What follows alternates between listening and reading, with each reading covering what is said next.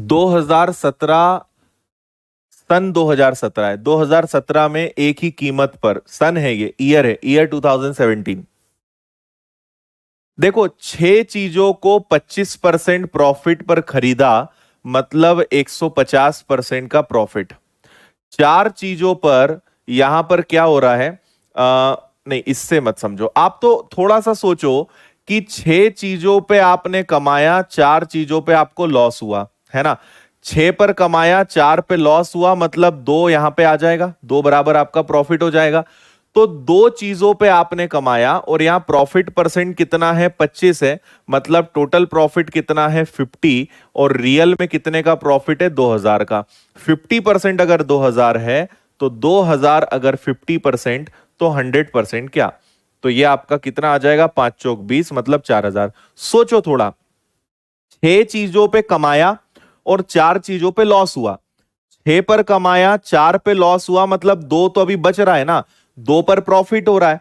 2 का प्रॉफिट 25-25, मतलब 50% का प्रॉफिट, और 50% का प्रॉफिट रियल में 2000 का प्रॉफिट। 2000 अगर आधा है तो 100% क्या होगा, 4000 होगा। ठीक है, तो 4000 बिल्कुल ठीक आंसर है। इसको करिए।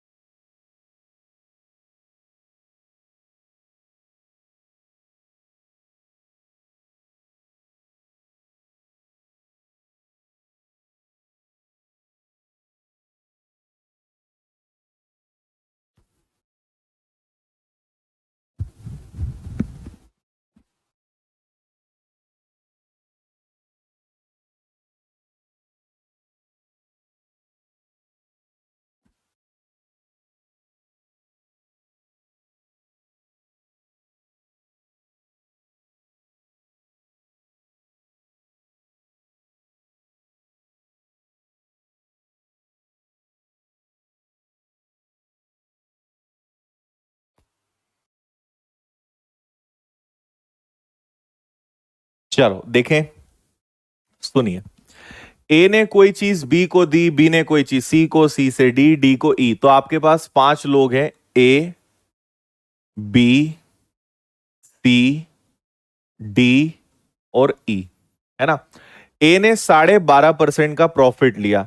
12.5% का मतलब 1/8 होता है, मतलब 8 रुपए की चीज उसने कितने में दी, 9 में दी। किसको, बी को, है ना।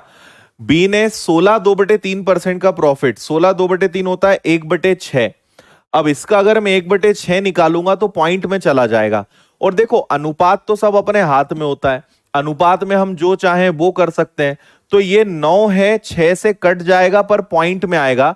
तो हम एक काम करते हैं, दोनों को डबल करते हैं। 8 को डबल करते हैं तो 16, तो 9 को भी डबल करना पड़ेगा, 18। अब 18 जो है वो 6 से पूरा पूरा कैंसिल हो जाता है। आंसर पहले वाले से भी आ जाता, लेकिन वो पॉइंट में आ रहा था, पॉइंट में ना आए इसलिए मैंने दोनों को डबल कर दिया। तो 16 से 18 कर दिया, 18 का 1/6 3 का प्रॉफिट लिया, और 3 का प्रॉफिट लेकर तो 18 पे 3 का प्रॉफिट लिया तो कितना हो जाएगा, 21 हो जाएगा, है ना। सी ने डी को 2200 रुपए की हानि पर बेचा, डी को 2200 की हानि पर बेचा, और डी 60% लाभ पर ई को बेच देता है ना। डी जो है 60% लाभ पर ई को बेच देता है, ठीक है।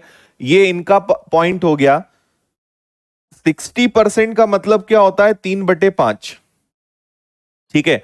एक बात और यहां पर आप समझिए, आपसे कहा गया है कि ए और ई के लिए लागत मूल्य बराबर है, ए और ई के लिए लागत मूल्य बराबर है, मतलब जो चीज ए की है वही ई की आनी चाहिए। मतलब यहां भी कितना आना चाहिए, 16 आना चाहिए, है ना। और दूसरा उन्होंने बोला है कि डी ने जो है ई को 60% प्रॉफिट पे बेचा। अगर मैं यहां 10 कर दूंगा तो 10 का 60% 6 रुपए होता है, तभी ये 16 भी हो जाएगा, तो ये भी सेटिस्फाई कर रहा है ना। तो सारी चीजें अपनी एकदम सेट है, इनके बारे में हमें पता चल गया, इनके बारे में पता चल गया। अब आप यहां देखिए कि सी से डी को अगर कोई चीज गई तो 11 का अंतर है और 2200 रुपए का लॉस है। 11 बराबर 2200, तो एक बराबर कितना आएगा 200, तो एक बराबर हो गया 200, है ना। अब आगे क्या बोला है, ए और ई के लिए ठीक है, तो बी को कितना लाभ मिला, बी को कितने का लाभ मिल रहा है, बी को लाभ मिल रहा है 3 का। एक का मान अगर 200 है तो 3 का मान कितना होगा 600, ये आपका आंसर आएगा 600। 1/8 को 80-90 मान सकते हैं क्या, बिल्कुल 80-90 मान लो, कोई दिक्कत नहीं है। ठीक है, एक बार रिपीट कर रहा हूं, बी जो है 1/8 ज्यादा है, अगर ये 8 है तो ये 9 होगा। लेकिन 8 और 9 मानने में दिक्कत क्या हो रही थी कि बी से सी पर 1/6 निकालने में पॉइंट में जा रहा था। तो 8 को डबल 16, 9 को डबल 18, 18 का 1/6 होता है 3, 3 ज्यादा कर दिया मतलब 21 आ गया, यहां 21 आना चाहिए। फिर आपसे बोला है कि डी ने ई को 60% फायदा लिया। मुझे एक बात बताओ कि 60% की फ्रैक्शन वैल्यू 6/10 भी तो हो सकती है ना। अगर ये 10 है तो ये 6 ज्यादा होगा 16, और उन्होंने एक बात बोली है कि ए और ई बराबर है, जो ए का वो ई का, तो 10 16 यहां है तो 16 यहां भी आना चाहिए, तो ये भी सेटिस्फाई कर रहा है। और 10 रुपए की चीज 16 में जाने पे 60% का फायदा भी हो रहा है। फिर आपसे कहा है कि सी ने जब डी को बेचा तो 2200 की हानि हुई। ठीक है, सी ने जब डी को बेचा तो 2200 की हानि हुई, तो 11 का डिफरेंस 2200 का डिफरेंस एक बराबर 200। तो बी ने कितने का लाभ लिया, बी ने लाभ लिया 3 का, एक का मान 200, तो 3 का मान कितना 600, 600 आपका आंसर होगा। नेक्स्ट।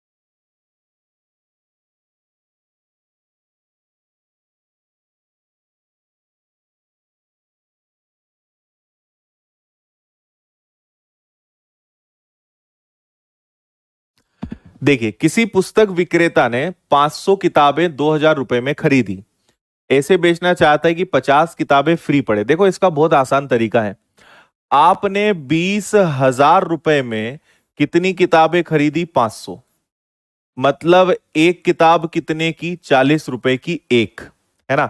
और 50 किताबें फ्री पड़ जाना चाहिए। तो मुझे बताओ कि जब एक किताब 40 रुपए की है तो 50 किताबें कितने की हो जाएंगी 2000 की। मतलब सीधा सीधा बोल दो ना कि 2000 का लाभ कमाना है। सोचो जरा, ऐसे बेचो कि 50 किताबों का फायदा हो। 50 किताबों का फायदा मतलब 50 किताबें कितने रुपए की होती हैं 2000 की, 2000 का फायदा होना चाहिए। तो 2000 का फायदा होना चाहिए किस पे, 20,000 पे। और 2000 20,000 का कितना परसेंट होता है, 10% का फायदा लेके किताबों को बेचना है। ये आंसर आएगा। बोलो ठीक है। एक किताब 40 की और 50 किताबें फ्री मिलना चाहिए। एक किताब 40 की तो 50 हुई 2000 की, 2000 का प्रॉफिट होना चाहिए किस पर, 20,000 पे, मल्टीप्लाई बाय 100, 10% का प्रॉफिट।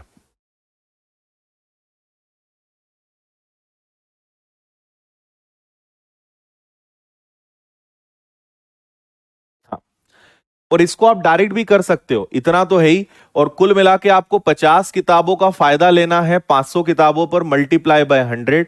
तो आप ऐसे ही बोल सकते हो 10% का प्रॉफिट, ऐसे भी समझ लो, ऐसे भी समझ लो। ये लीजिए।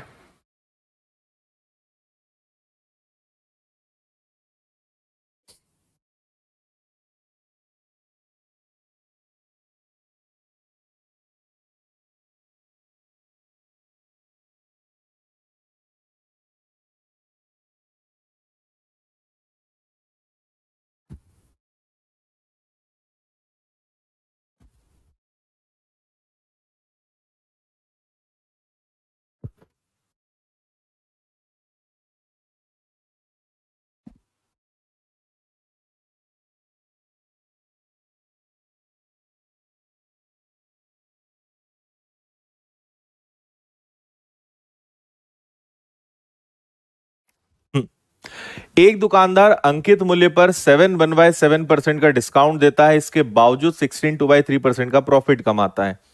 देखिए 7/7% का डिस्काउंट का मतलब होता है 1/14, है ना, और 16/3% का प्रॉफिट का मतलब होता है 1/6, और वस्तु को 1755 में खरीदा था। आपको याद हो तो मैंने कहा था कि किसी भी चीज की जो वैल्यू है, डिस्काउंट हमेशा नीचे रखते हैं, कॉस्ट प्राइस यहां रखो, डिस्काउंट नीचे, प्रॉफिट ऊपर, बराबर में उसकी मार्क्ड प्राइस आती है।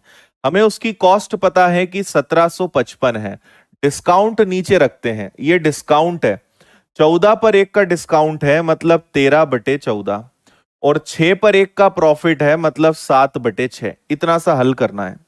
तो 1755 गुणा 7 ऊपर 6 नीचे, 13 नीचे 14 ऊपर, इसको आप आराम से कर लेना, इसका आंसर बी आएगा 2205 रुपए। हमने ये चीज पहले परसेंटेज में इजी परसेंट लेकर करा था, इस बार परसेंटेज थोड़े से टफ हमने कर दिए, बाकी कोई डिफरेंस नहीं है। ये डिस्काउंट है, ये प्रॉफिट है। 14/1 का डिस्काउंट, 14 की चीज 13 में, 6/1 का डिस्काउंट, 6/1 7, बस इसको सॉल्व करना है, ये आपका आंसर आएगा।